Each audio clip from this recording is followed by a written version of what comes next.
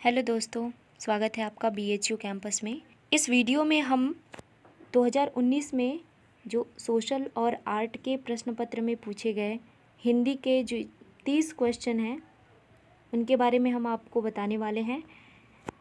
ये 30 question 90 number का है, इसीलिए आप इस वीडियो को पूरा देखिए, स्किप मत करिए। आइए शुरू करते हैं वीडियो।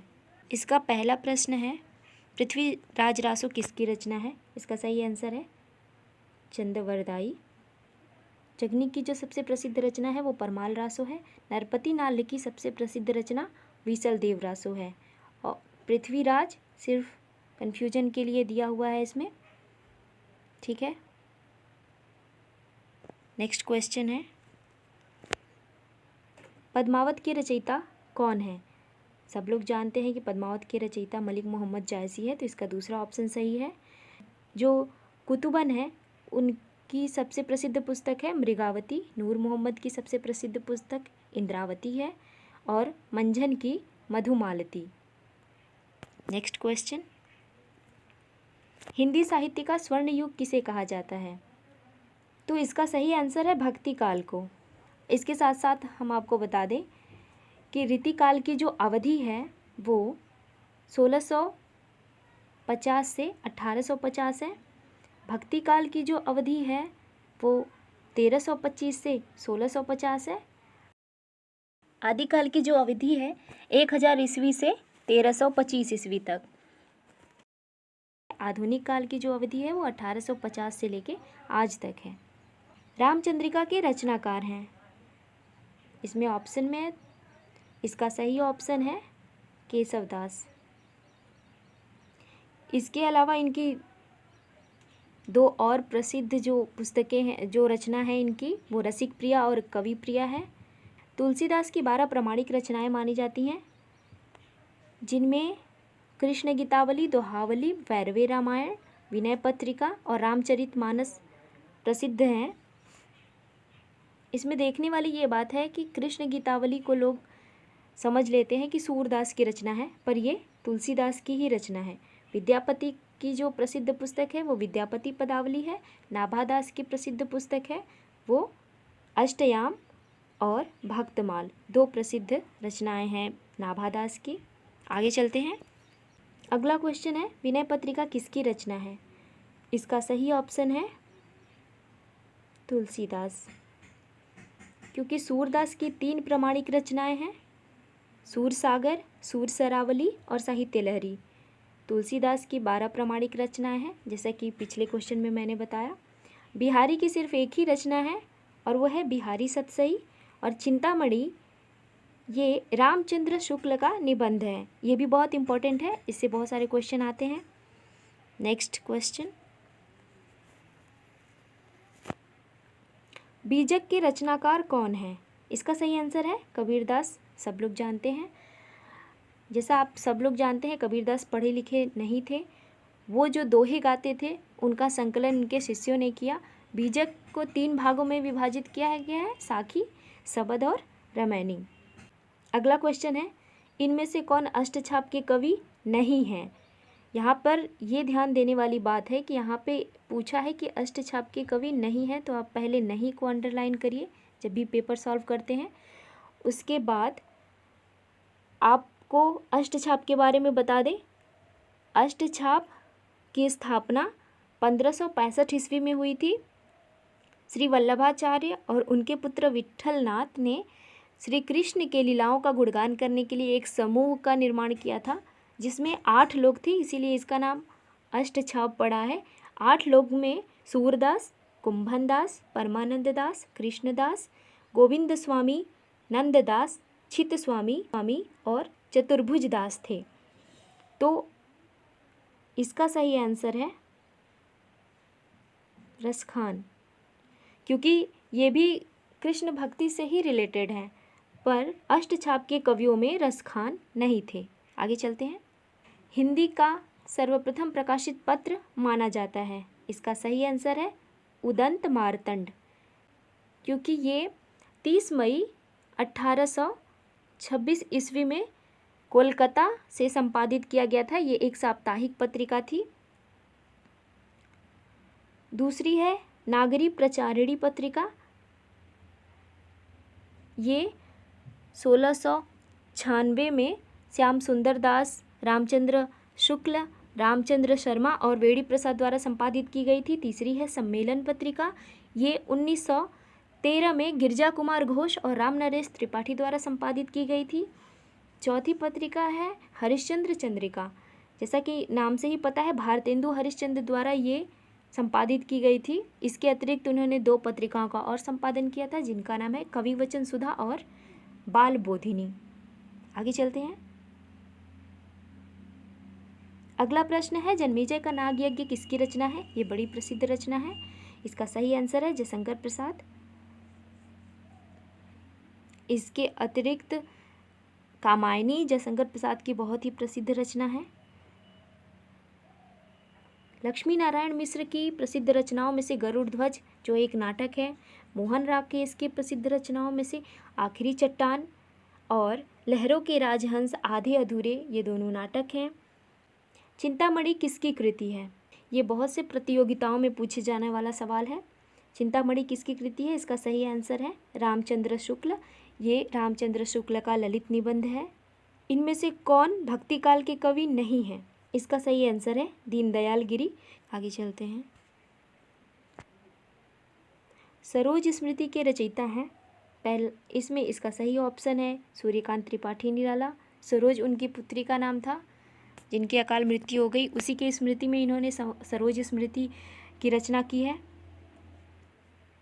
आगे चलते हैं। रानी केतकी की कहानी किसकी रचना है? ये बहुत ही प्रसिद्ध क्वेश्चन है। इसका सही आंसर है इंसाअल्लाह खां। इनमें से ललित निबंधकार के रूप में किसकी प्रतिष्ठा है? अभी हमने आपको बताया कि रामचंद्र शुक्ल की जो रचना है चिंतामणि वो एक ललित निबंध है, इसलिए इस क्वेश्चन का ये आंसर सही है पहला, रामचंद्र शुक्ल की। अगला क्वेश्चन है वोल्गा सी गंगा किसकी कृति है? तो वोल्गा सी गंगा एक यात्रा वृत्तांत है जो राहुल सांकृत्यायन का है। राहुल सांकृत्यायन ने सिर्फ यात्रा वृत्तांत ही लिखा है। अगला प्रश्न है निम्नलिखित में से तद्भव शब्द कौन सा है? यहाँ समझने की बात है तद्भव और तत्सम क्या है।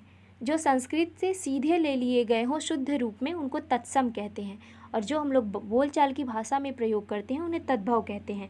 नेत्र शुद्ध है, ये संस्कृत से सीधे लिया गया है इसलिए तत्सम है। नासिका भी तत्सम है, मुख भी तत्सम है, और इसका सही आंसर है कान। ये तद्भव शब्द है क्योंकि कान को कर्ण कहा जाता है। आगे चलते हैं। इनमें से तत्सम शब्द चुनिए।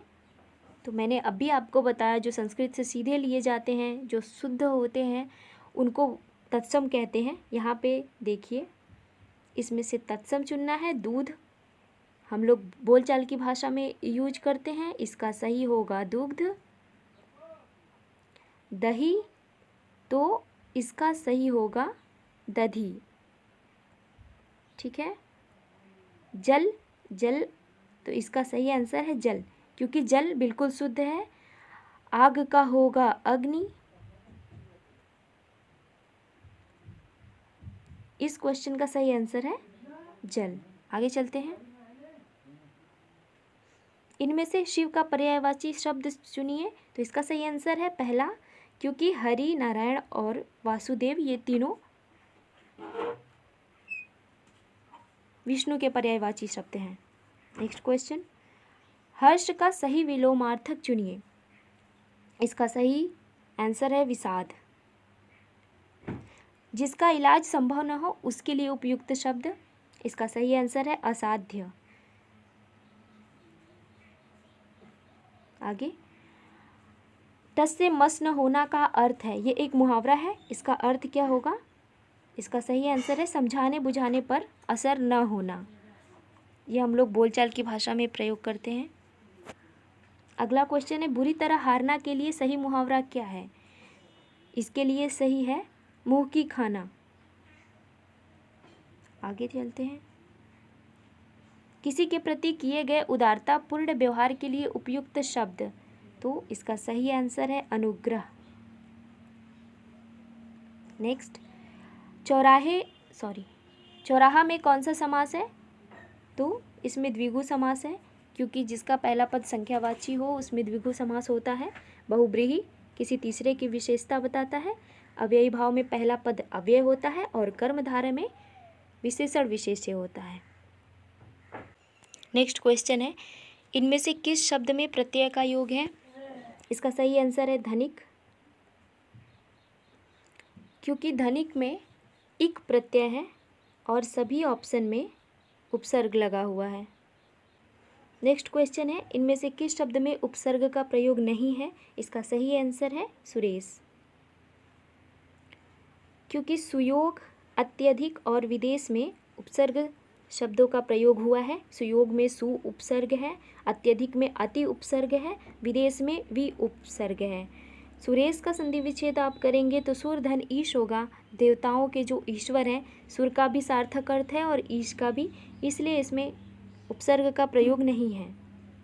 अगला क्वेश्चन है, इनमें से स्वर संधि का उदाहरण कौन सा है? इसका सही आंसर है रत्नाकर, क्योंकि रत्न के अंत में अ है इसलिए ये स्वर संधि है। वाक धन ईश, दिक् धन अंबर, सत धन चरित, इसमें जो पहला पद है उसके अंत में व्यंजन है, इसलिए ये तीनों व्यंजन संधि है। नेक्स्ट, इनमें से शुद्ध वर्तनी का चयन कीजिए। इसका सही आंसर है कवयित्री, ये बहुत सी प्रतियोगिताओं में पूछा जाता है। नेक्स्ट, इनमें से रूढ़ शब्द चुनिए। तो शब्दों की जो शब्द निर्माण जो होता है उसमें उसके कई विभाजन होते हैं, जिनमें से एक होता है रचना के आधार पे। तो रचना के आधार पर 3 प्रकार से इनका विभाजन किया जाता है, रूढ़, यौगिक और योग रूढ़। यहाँ पे रूढ़ शब्द पूछा है कि कौन सा है। रूढ़ ऐसे शब्द को कहते हैं जिसका खंड ना हो, जैसे घर है तो घर और र का आप खंड कर देंगे तो दोनों का अलग अलग करने पे कोई सार्थक अर्थ नहीं निकलता, उनको रूढ़ कहते हैं।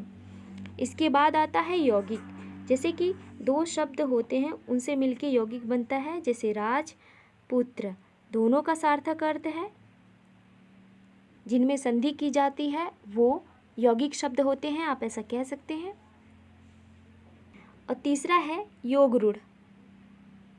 इसका अर्थ ये है कि वो किसी तीसरे की विशेषता बताता है, जैसे जलज, जल में, जन्मा, अर्थात कमल। इसी तरह से पंकज, पंक में जन्मा, कमल, मलयज, ये मलय पर्वत से जो उत्पन्न होता है अर्थात चंदन। तो ये तीनों जो हैं, तीनों शब्द योग रूढ़ हैं। इसमें वैभव ऐसा शब्द है जो रूढ़ है, तो इस क्वेश्चन का ये आंसर सही होगा चौथा, वैभव। आगे चलते हैं। हमेशा रहने के लिए उपयुक्त शब्द है, इसका सही आंसर है शाश्वत। अगर आपके लिए ये वीडियो हेल्पफुल लगी है तो प्लीज़ लाइक करें, शेयर करें और चैनल को सब्सक्राइब करें। धन्यवाद।